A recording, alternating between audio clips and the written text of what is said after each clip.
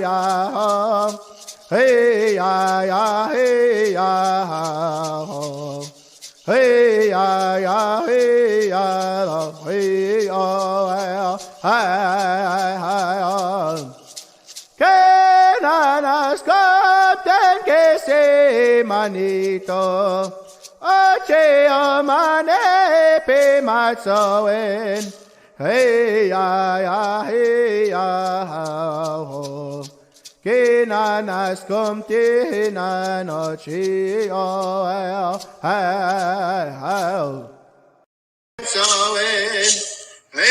ya, hey ya. Hey, how's it going, everybody? Ray, can you hear me? Yes, sir. I can hear you loud and clear, brother. Yeah. Here we are, thinking outside the Fox again. I think this is the 4th episode for us. Just want to thank everybody for tuning in, and if you guys can give that a share and a like, that would be great. I have my cousin Ray on here with me again. So Ray, if you have any words. Hey, thank you for letting me join you again, bro. I'm just piggybacking off your good work, and I just love to sit in and be able to take the conversations in every time. So much love for asking me to come through again, bro. I'm always happy to. Yeah. So we have a special guest, Leslie Dillon. He is our cousin. He's my cousin, Ray's a cousin. My mom and his mom are sisters, so first cousins. He's gonna share his story of where he was, where he went, and where he is today. I don't want to share too much information, as I will let him introduce himself, and we are excited to have him in here. So here we have Leslie Dillon. If you want to give yourself a little introduction. Hello, thanks for having me here this evening. My name's Leslie Dillon. I'm 30 years old. I'm from Onion Lake First Nation, and I'm here to just explain my life, how it went to going back to school and having future plans as I go. Yeah. You know, I don't want to ruin the surprise at the end, but Leslie has finished school, and I will let him introduce that. Leslie, just give us a little bit of background where you grew up, just a little bit about your family, and just give us a background. Okay. Well, I grew up in Onion Lake First Nation, and my mom and dad, it was a good household growing up, you know, having family gatherings and whatnot with my mom and dad. But, you know, as they split up, that's when it kind of breaks a child, you know what I mean? Kind of like you lose hope in things. So when my mom and dad split up, it was kind of like I felt like I could do anything I wanted. My sports wasn't really there. Playing hockey was my key thing, but, you know, being kind of like poor and not able to go with your parents much to hockey games, that kind of messes with the child, the youth. So that's what bugged me at my dad's. And he drank a lot himself. He had a lot of anger too in himself. So it left it with me when my family moved out. Yeah. How old were you when your parents split up? I was like 13, 14. 13, 14, yeah. They split up, yeah. Yeah, I remember your dad. Your dad always pushed you in hockey and soccer. I remember watching you play soccer because you were younger than me, but yeah, you were a sniper back in the NBU. NBU league. Yeah. Yeah, I love playing soccer and all the sports, baseball, hockey. Yeah. That was the fun. So after the parents split up, where did you go? Did you go with mom? Did you go with dad? Did you stay in Battleford or go to Onion Lake? Well, when my parents split up, I went with my mom to Seagrass for a bit because I didn't like it at my dad's, to be honest. You know, he drank, he had anger issues, but you know, I don't blame him for that. But I went with my mom for a bit, and from there, kind of like I felt like I could go do whatever, and started like hanging out with like bad peers, and just get into trouble from that point on. Yeah, like getting involved with the law, going to young offenders at a young age. Yeah. Then getting sent back to my dad's, back and forth type of thing when you get in trouble with the law. Yeah. How old are you when you first got in trouble with the law? I was only 15 years old Yeah. when I got in trouble with the law. Yeah. And how was that first experience? What was going through your head? What were the emotions? Well, when I first got sentenced to young offenders, and when I was just asking the judge for like a deferred custody, my lawyer asked me to ask, right? So when I asked for deferred custody, I don't know if he heard me correctly or incorrectly, but he sentenced me right there to incarceration, right? So I went and did my first 6 months in NBYC, where I was just like, holy, I'm going to jail for my first time. This is crazy, man. 6 months sentence. I'll be out in, just thinking like that. It just, and from that point on, I felt like that was life for me in a way. Yeah. Man. So you were in there for your first, so you had a 6 months for your first like offense? No, like my first offense was, it was violence, like picking up like, I don't know if I could like share it, but picking up like a robbery charge or assault on a police officer, things like that were my first charges, but it led to getting bail because I was just a youth. And then as time went on, that's when I actually picked up a jail sentence, 6 months, because my record was starting to stack up. Yeah. So there I went, did my 6 months, got out, turned into an adult, and that's where it continued. So how many times did you go to jail before you were 18 years old? Before I was 18 years old, I remember doing like sleepover nights, going to NBYC remand for a day or two and getting bailed out to one of the family members. Yeah. So probably I could count like 4 or 5 times, but just one jail sentence though, 6 months. I remember that. Yeah. Yeah. So then, so at that time, was school? Were you going to school as a youth? Were you not going to school? What was the plan? Well, when I was a youth, I was going to school in North Balford at Sagawau and John Paul. Yeah. For like grade 7, grade 8, grade 9. And then around those years, I got in trouble with the law, and my mom sent me the court and my mom sent me back to my dad's. So I went to go live with him, and I continued my schooling there. But alcohol was at the house, and that messed with me lots because I don't want to go home to parties to people doing what they do when they party. I'm just a teenager trying to get by, and to have a dad that likes his drinking at the time, it messed with me. Yeah. So did your dad let you drink, or did you just do it without even caring what he said?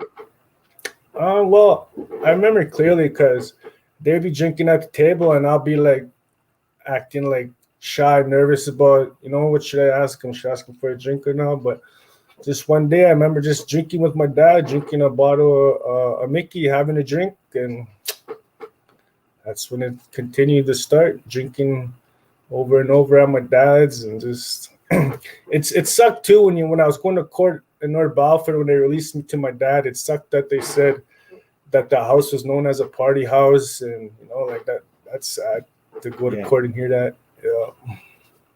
Yeah.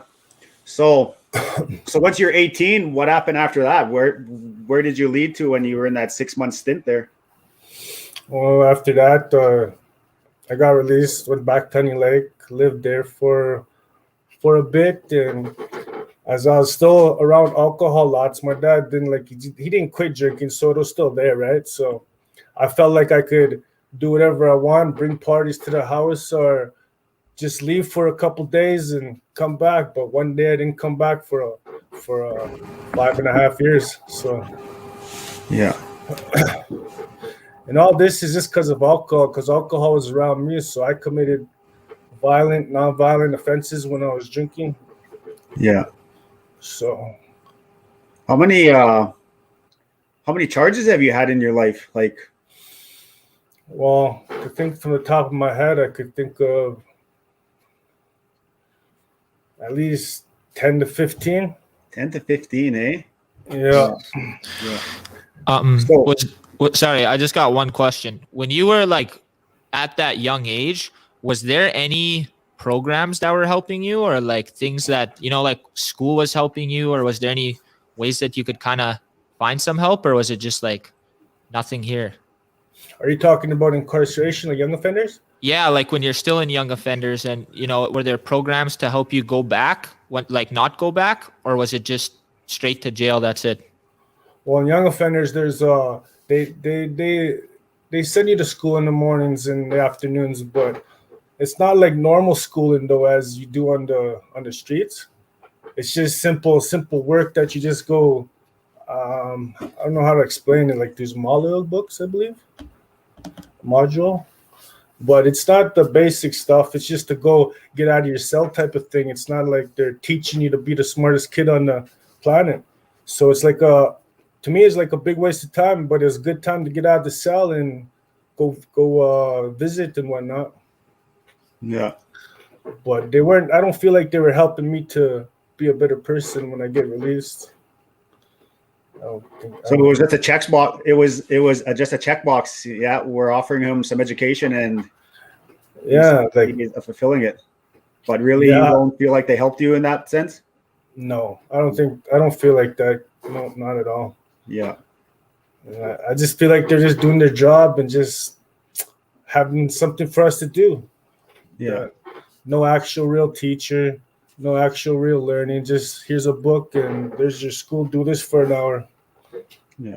That's how it was. Do you have any role models or anybody that you looked up to, or did anybody take you under their wing and try and guide you through life? Like in a positive way or in a negative way? In a positive way, yeah. Oh, in a positive way.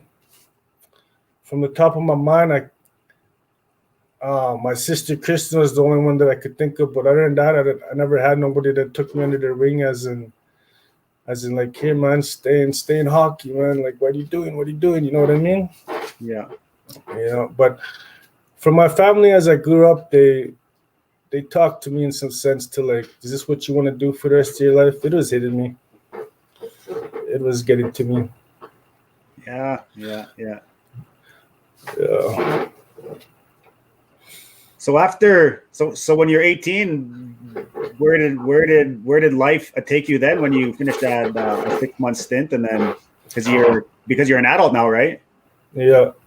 Well, when I was an adult, as soon as I turned 18, I continued hanging on.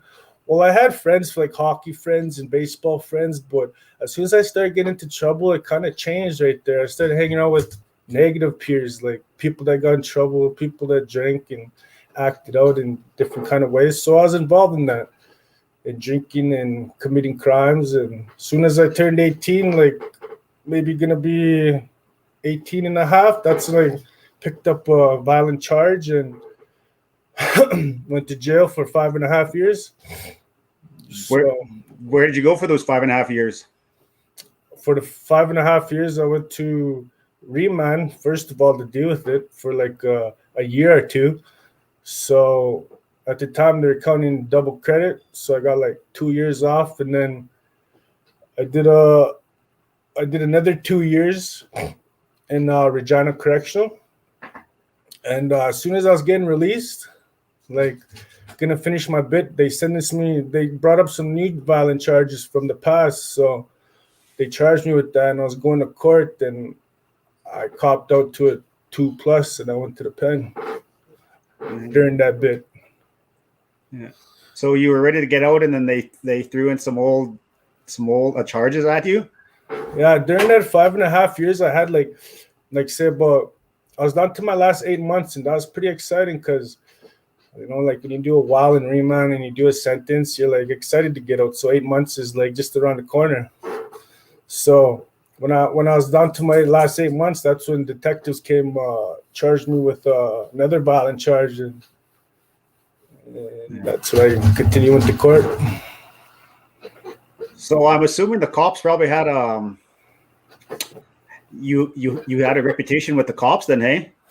Oh yeah, they know me as the way they do. Yeah, I have a reputation. Yeah, with them. What about your bros that you were getting in trouble with? Your bros, like, are they still in that life, or are they turning it around? Oh, yeah, they're still in that life. They're still continuing the cycle that they're living, and I just realized that this is getting old, and like I want to like continue doing violent crimes and going away longer than 5.5 years. No, I don't. Yeah. So I did what I had to do, cut it off, and where I'm at today is a blessing. Yeah. So that 5.5 years, you would have been 22, 23? Yeah, I remember that stage I got released. Yep. Yeah. And then how old are you now again? I am 30 years old. 30 years old. Yeah. Yep. You know, those of you that are like here with us, I remember Leslie when we were younger, but then when he was with his dad, I just did not hear from him anymore. I just heard he was in jail, and I heard he was in that life. But also at that time, there wasn't no social media, so it wasn't couldn't just read on Facebook, and wasn't phone, like cell phones weren't as popular then. I don't even know if they were even out yet. Yeah, but so this is all semi new to me too, because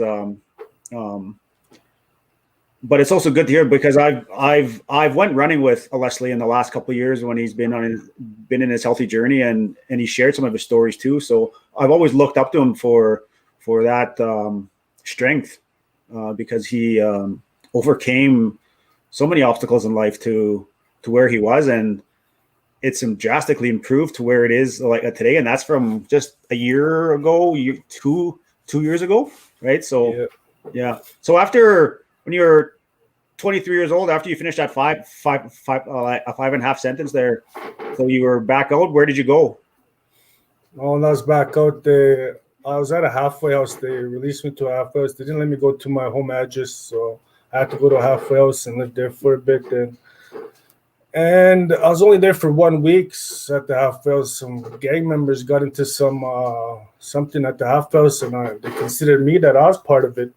Yeah. So I got sent back, and I fought for my right to get out because I wasn't involved. So I had to wait 90 days to go up against the pro board. So that's what I did, and they realized that I had nothing to do with it. So they released me back to the halfway house, and that's where I didn't like it there. So I ran. I went back home. So there was something that went on in the halfway house, and they just assumed you were part of it too? Yeah, they were doing drugs, and like there was like a woman there like middle of the night, so they thought that I was like doing the drugs and something to do with that woman. Yeah. So then they didn't even believe you, and you had to wait 90 days to tell your side of the story.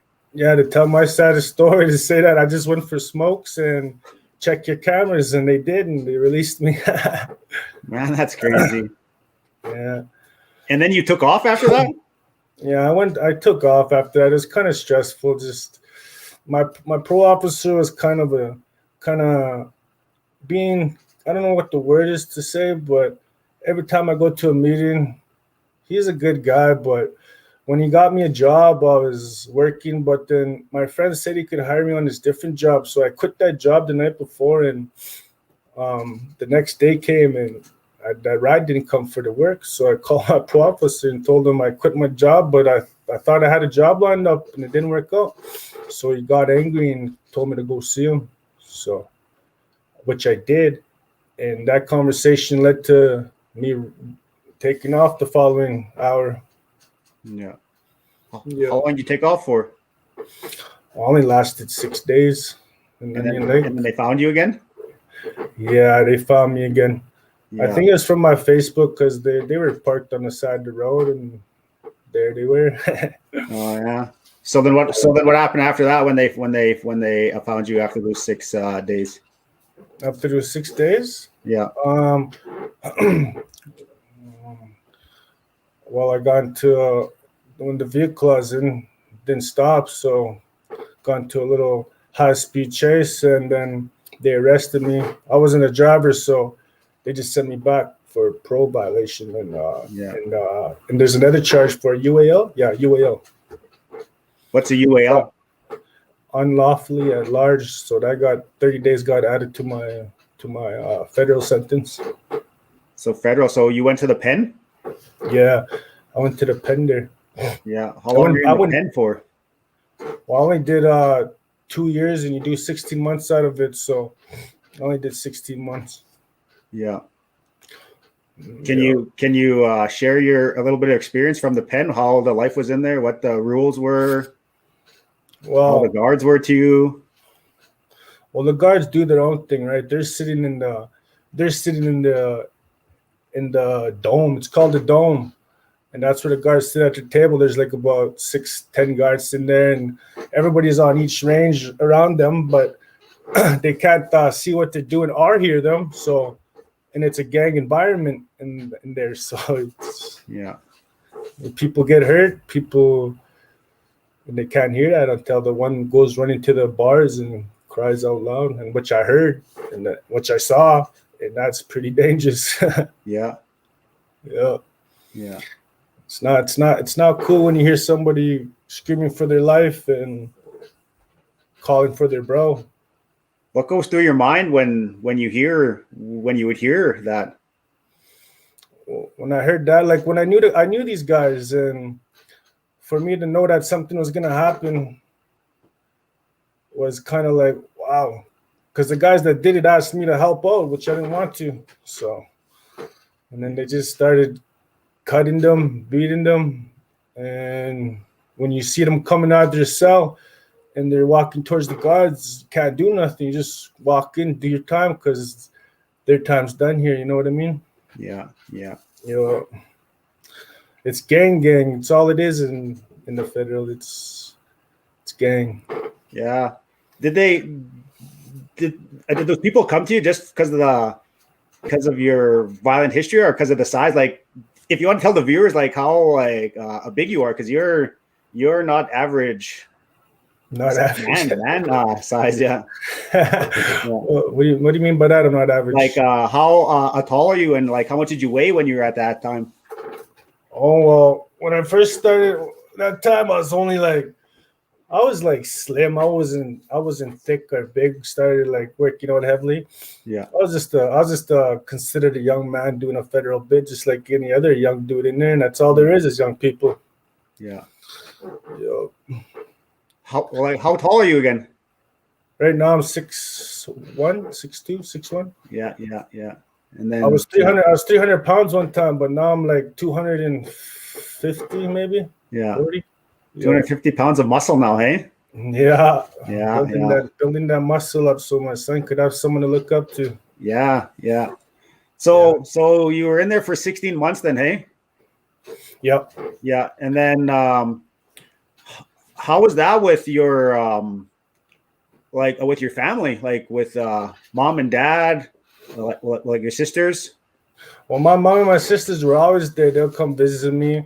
They'll come stop by and see me all the time. And my mom was always supportive financially, so it wasn't really a struggle because that's all I had was my mom to help me out, right? Yeah.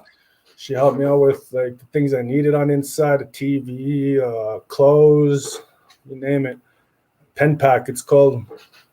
And my dad, I didn't really keep contact with my dad for these 5.5 years. It was more like he didn't have a home phone and he was just doing his own thing, I feel. But he wrote me like once and told me he like missed me. So yeah.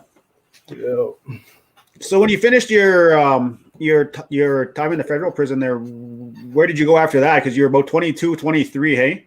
Yes. Yeah. So when you got released, what was the next phase in your life? When I got released, the next phase of my life it's like the same routine. I went back to the homelands, Onion Lake, and being involved in like different cities, like criminal activity.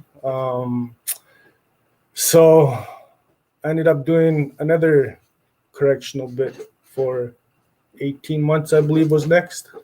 Yeah. So I got 18 months and did another correctional bit right after that. Yeah. And right after that bit though, there was another correctional 15 months. Yeah. Yeah. Man, I'm just trying to do the math in my head. Like you were probably in prison probably about 7, 8 years by the time you were 23 years old, hey?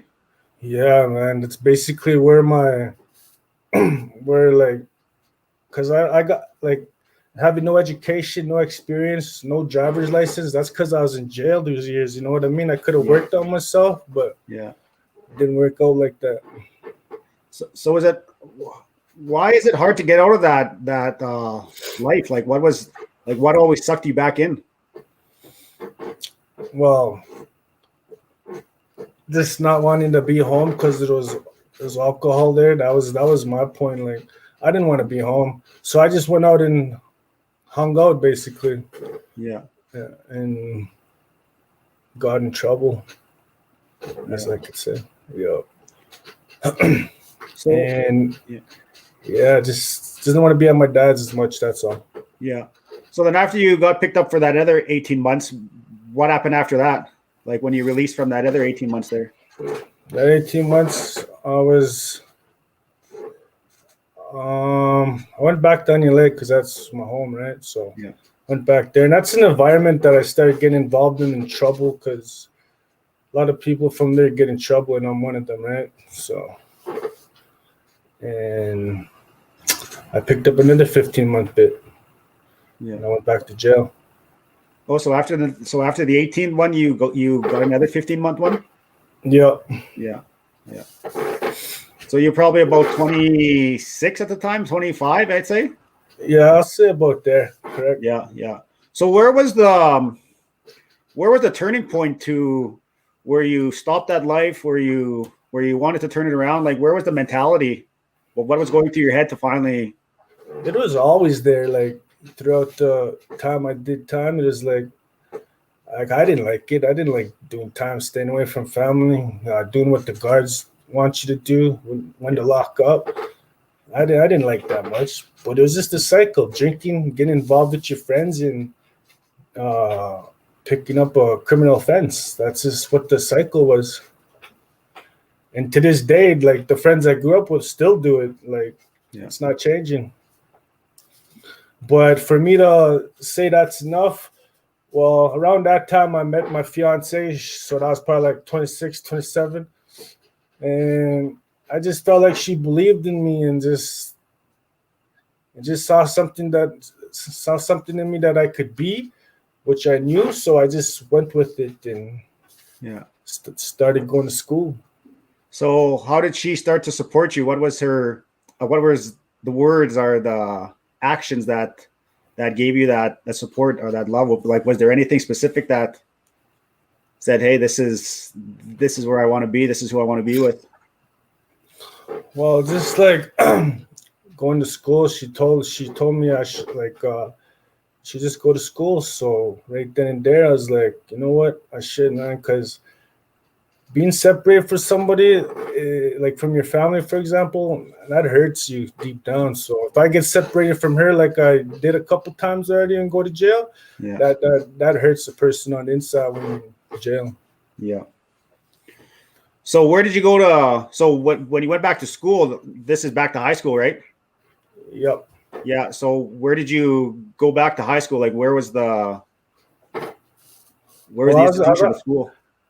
I was out of school for like 14 years at least. And when I was in Little Pond, living in Little Pond at my girlfriend's parents' house there, I started going to apply for school, and I was walking to school there every day. It started off with these module books, just to like get your memory fresh and whatnot before you go into North Balford and do the actual credits. Yeah. So I completed that for like 3 months, and then I got my spot in grade 10 at North Balford. They're upgrading, so that's where I headed. Yeah. So you have to go. I remember what school was about in that 3 months, and hey. Yeah, that's what it's for. Yeah. And it sounds like you had dedication because you were walking to school. Yeah, I was walking to school there, and I just wanted to. That point on, when I was going to school, I wanted to, like, there's no quitting now. There's no giving up now because you already gave up once. What's the point of giving up twice? It goes through my head every day. Yeah. Yep. So how was it being an adult 10? That's what you went into the adult 10 program, hey? Yep. Yeah. How was it being in there when you have to listen to teachers, when you have to listen to rules, when you have like a deadlines? Because when you're in a different lifestyle, rules and authorities and structure aren't part of your life. Yeah. Well, how did you adapt? It's hard to adapt like that, and people telling you what to do, and it's like for example, when you're in jail and the guard tells you what to do, 80% of the inmates argue back with them, and some of them fight with them. So, and to be in jail that long and come out and a teacher tell me what to do, I was with it though because I wanted different. I wanted to learn. I wanted to succeed in a different kind of way. But when I did adult 10, I was like, this is just a step, man. I can't wait till I finish. Wait till I get there. You know what I mean? Yeah. So I did my adult 10. Yeah. And then so you finished in like a Battleford, or where was your schooling at? I finished in Battleford. Partly of my adult 10 because the home thing was a difficult run too throughout my life, like a stable home after my dad passing away. Yeah. So not having a stable home was kind of like hard for me. So when me and my girlfriend were living in NB, we moved to her sister's in Saskatoon, just to have a different place and start off new. So I left my classes there. Like I didn't like leave. I just like came to Saskatoon and continued my schooling, got in school right away and took those classes I needed for my adult 10 and completed it at Sask Polytech. Yeah. And then so what's after adult 10? Adult 10 it's called bridging, where you got to know your grade 11 math before you go do the grade 12 work. So that's what I did. I did bridging, and then I started taking my adult 12 classes. Yeah. Yeah. So you finished adult 12. Yeah, I finished adult 12 in Saskatoon here. Yeah. When was your graduation? My graduation was, I just finished here last Friday. Yeah. Yeah, and that's a big accomplishment from where I was living. Like, you know, most people that live that life, they don't see themselves going back to school. They don't like. There's no determination for anybody when you're lost like that in life. Yeah. And I was that guy. I was lost. That's just how it was for me. Yeah, that's an amazing journey to, you know, and I'm a high school teacher, and I've always said this to people, whether it's students or else young adults or else even adults. It's like I'm always going to be proud, and everybody else, and I've never heard it any other word. We're going to be proud of you when you graduate at 17 years old, 18 years old, 25 years old, 30 years old. We're always going to be excited for you, you know, and that's the key there is that graduation, because no one can take it away from you now. Yeah. Right. Yeah.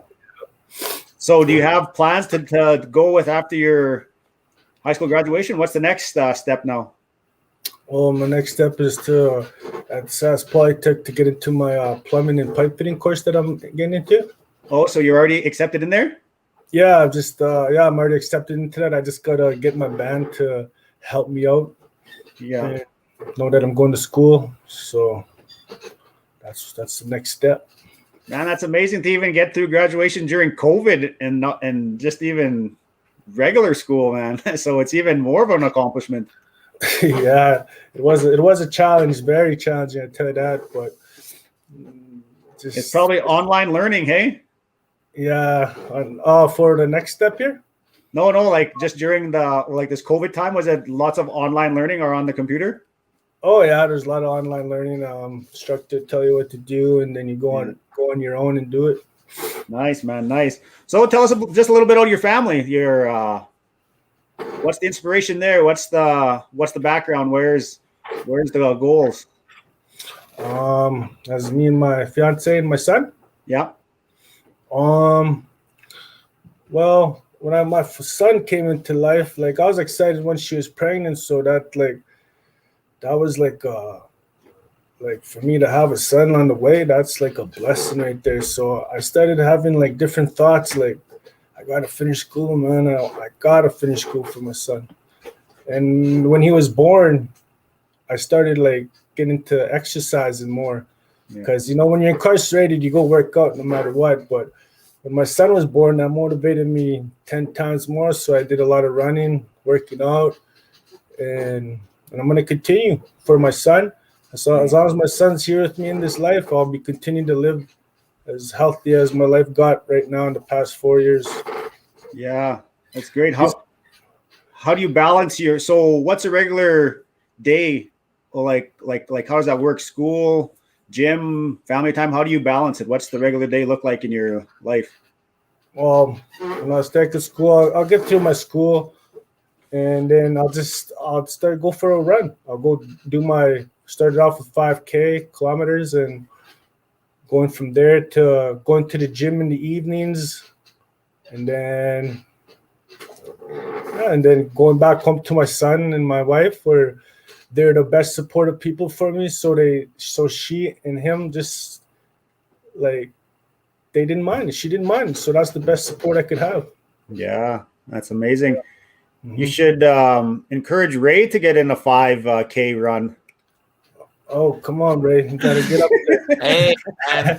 I tried, man. I tried the other day, bro. I think I did like 2.5K, and I was like, I ain't built for this no more, man. I can't be running from nobody, man. Yeah, that's good. Yeah. So the journey of running just got deadly because now I'm at 10K and I just like it. It's a good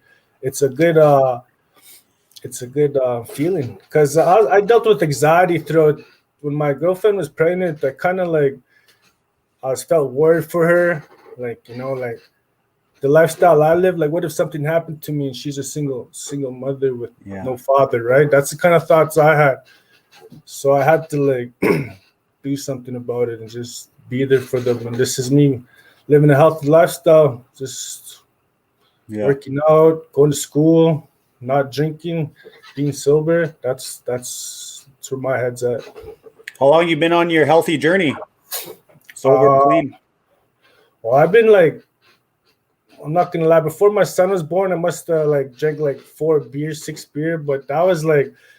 And that gave me a reminder not to touch alcohol ever again. Because before that, I was doing like a good year. Yeah. Before that, because I didn't like how alcohol was starting to make my body feel like the anxiety was on top of the roof. And I always tell my mom, like, I don't think I could handle alcohol anymore. So she said, listen to your body. So I listened to my body and I just left alcohol alone. I don't want to bother it. I don't want to touch it because it did something in my life that led me to jail. So do you have lots of sober friends now, like around you, lots that are like supporting you now today? Like, do you have any sober friends that are with you, a family? Well, sober friends and family, I got a lot of sober family now. For example, you, like running with you, and like that's awesome to run with you whenever we can. That's like having you back in my life from, like you said there, I wasn't around after I went back to my dad's, right? Yeah.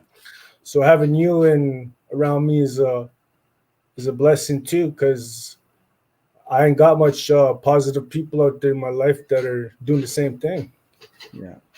So, like, I wish I could go back in time where I had those hockey friends and all those hockey, baseball friends. Like, they start to talk to me now that I changed my life around. They're starting to like have conversations with me. So that's a blessing too. So what kind of advice would you give to youth who are going down that path if you were able to speak to them today? If I was able to speak to the youth that are going down that path, is to just leave the alcohol alone. Don't gotta go hang out just to be cool or to show your appearance, like whatever you want to show. Like, just stick to your sports in your school, man. Because you'll be like me, 30 years old, trying to go like figure out life. Because I'm 30 years old now, and I'm like, I want to go to school. I want to do something different. Like, how come I never thought like this when I was like 16, 17, right? So to the youth that are coming up and doing some bad life, I'll just say, don't do it, man. Yeah. Just listen to your mom and dad, and if you only got one, just listen to them too. Yeah. Yeah, that's good. That's good. I always encourage kids to join some kind of extracurricular. It doesn't always have to be sports either. I'm a big sports person, but I always tell youth, to join any clubs or have any positive interactions with their friends, because then you have that support. You have something to look forward to. You have someone who understands you. So yeah, good. Like I helped the youth out. Like Little Pine, that was a cool experience to coach the kids there. Yeah. What did you coach? I coached the unders. I think it was under 14s and under the 10 and 8s, like young kids. Yeah. Soccer, ball? Soccer, and it was cool. Took them to the FSIN, so that was like a real good experience from the life I lived, I'll tell you that. Yeah. And like, I just felt like walking around, like just a good feeling helping out the youth like that. Yeah. Yeah, that's good, man. That's good. That's always that's the warmth feeling. That's the reward when you're giving back to the youth, and and keep them on that path. Yeah. Like the one thing that I want to say, Leslie, is I want to say thank you for sharing your story with us today, and continue to share your a story, because there's lots of youth, lots of our Indigenous youth are caught in that same kind of a cycle, and they don't know how to get out, and they don't have many role models out there, because lots of their role models that they look up to are still continuing in that cycle, so use your voice, because you have a voice. You're a natural leader, and the reason why I say that is because you've already been coaching, and that's exactly what it is. Youth are going to look up to you, and if you share your story of where you were and what you overcame, you can save one, and then maybe that one's going to continue to share and save on something like that. So we have to continue to break the cycles, and you're another prime example of breaking that cycle. You're coming from you and your wife are living a healthy life for your son, and your son's going to be raised in a great environment, right? Yeah, that's the goal, is to continue that. Yeah, because you're an inspiration to me, because I know when we go and run and we have chats, and it was just hearing your a story was just powerful itself. But even now, because last year when we ran, we were running 5 Ks, and now you're up to 10. So so we're gonna have to the big longer journeys. Yeah. So just continue to share. Continue to lead that positive example life. I know we have lots of family members who are in that healthy cycle, and there's some that aren't, and if they continue to see us in that cycle of the good, then hopefully we can rub off something on them where they can turn their life around, and we can have a little bit more of our family breaking the cycles, right? So, yes. Ray, do you have anything to say or any questions? Yeah. First of all, I just want to reiterate what Shalen said. Thank you for sharing your story. I didn't know Leslie till I was probably 21 years old, and I think I just caught you at the tail end of your lifestyle, and just watching you from afar, and just knowing that that's my cousin right there. I'm really proud of you. I'm grateful that you are sharing this story. And like Shalen said, man, share this any opportunity you get, any time you get, because there's a lot of our young people out there that are lost and they don't even have the first idea how to get out, right? And they won't listen to teachers. They don't want to listen to authority. They want to listen to somebody that has gone through it and seen the other side. And I think you're a prime example of that, and the way that you're speaking positive words out now, it's powerful for me. I heard this quote once and I thought it was really cool. It says, it ran into my family, or it runs in my family until it ran into me. And I think that's exactly the journey you're on. You saw some things that you seen in your young life and you had to go through it. And now you're stopping it so that the next generation, your son, his kids can have that positive life and that positive role model. And it's cool to be locked in and to know that, there's even people in my own family, obviously both me and you, we look up to Shalen as well too, because Shalen kind of gave us the blueprint on how to do this. When I was struggling with sobriety and, leaving toxic lifestyles, Shalen was the first guy that I would reach out to and say, bro, and he wouldn't sugarcoat it. He wouldn't lie to me. He wouldn't say, oh, bro, it's just easy. You just start like this. No, he would tell me it's going to be hard, but it's worth it. And that's what you're telling us today. It's hard, but it's worth it. And I just want to say, all love, family. I'm really glad. I know we even relate a little bit more because we know LeBron James is the best basketball player of all time. So I always see you sharing the LeBron stuff, and I'm like, yes, finally, someone's with me on this journey, man. Yeah. It gets cold out here. Yeah. As you can tell, Leslie and Ray are LeBron James fans. They've been LeBron James fans since I don't know when, but yeah. So they followed him from Cleveland out to Miami, out to LA. So he's got rings with all those teams. Yeah. So I guess just to finish off, I come on every second week. And what I want to continue doing is just to have, I know I have a privileged life just with my education and being a male. That is my a privilege. And I also want to use my voice and to speak up for our Indigenous people. Speak up on the successes, speak up on the history, speak up on the trauma. But most importantly, I want to continue to give opportunities to other individuals in our lives that don't have that opportunity to share their voice, because I honestly believe everybody has their own story, their own powerful impacts that can change someone else's lives. And so that's where I want to go, continuing with the with our the podcast here, and this is another prime example. Leslie, you had so many positive comments here and all of the love and all of the support. So continue doing what you're doing, and we will go on that run. Yeah, and we'll have that debate about LeBron and Michael Jordan. Yeah. So I'd just like to say thank you guys for having me and sharing my story. I'd love to continue to help the youth. If I could have another job like that, that'll be a blessing. Yeah. Hey. Yeah. All love. All righty, guys. I'll see you guys later. You guys have a good one. See you guys in a couple of weeks. All right, see you guys.